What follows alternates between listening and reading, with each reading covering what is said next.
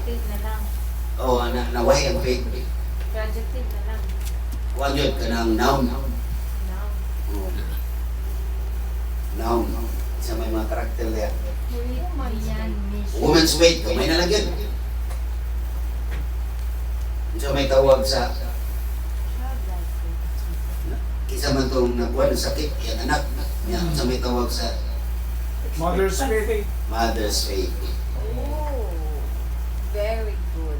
A mother's faith. Very good. Nakakaayos Ikaw ka. na, mamaya na kayo mo sa wala. Naminaw mo sa atong passage, atong gospel. Amen. Si sister, mga itong kang sister, yaang natanglogan about faith. Sa tuwing mo sister, pagka Dako. dako sa iyo.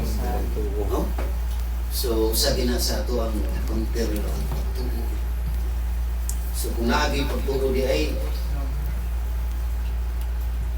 no, niya, kaning mama, mao man ni ilaw sa tahanan. No, niya, ang iyang anak na sakit man to nga naiwaan.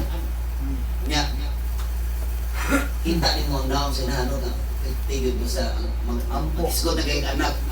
Ang itaan yun ang tanang paagi. Niya, labi na gan ang sampit ni sino o ganun yung paghangin yun.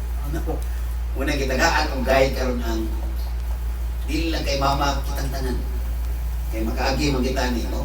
Pinang papa kay no? So, nagkuha na siya, nag-isgot at mother, pero tawag ini sa tanan.